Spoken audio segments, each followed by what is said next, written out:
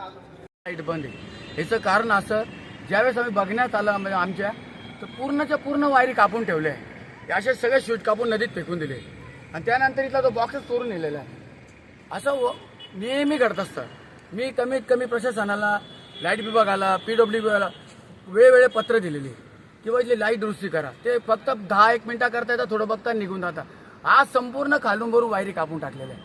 हे पत्र मी आता देवपूर पोलिसांनाही दिले. आता मी चालू सिटी पोलिसांना तक्रार करायला.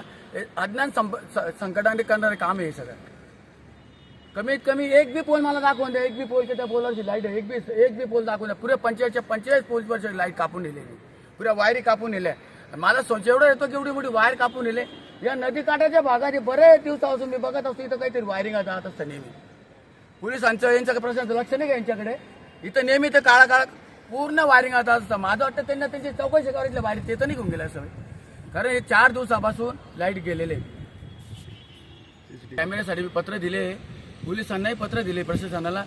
जास्त करून आपले हे खासदार मॅडम आहे त्यांना सुद्धा मी पत्र दिले की मला इथे तुम्ही CCTV कॅमेरे, पुढचे ते गेट, स्टीलचे गेट हे लावण्यासाठी मला तुम्ही 10 ते 15 लाखाचा निधी द्यावा. हे पत्र देऊन मला कमी 4 ते 5-6 महिने झाले असतील. माझा पाठपुरावा चालू आहे. ते म्हटले की होतो त्यांचे ते PS आहे निलेश काटे, त्यांच्याशी मी संपर्कात आहे. ते म्हणाले की दीपक होळी झाली की तुमचं काम करून देऊ. आता तुझी मागणी काय म्हणते? आता मग हेच आहे की बुवा हे जेवढे लाईट गेले, जेवढे वायरे कापून घेतल्या, तेवढं प्रशासनाने PWBने त्वरित करून द्यावे आणि जे कोणी ज्या दोषी प्रशासनाने थोडी जेल बंद करावे.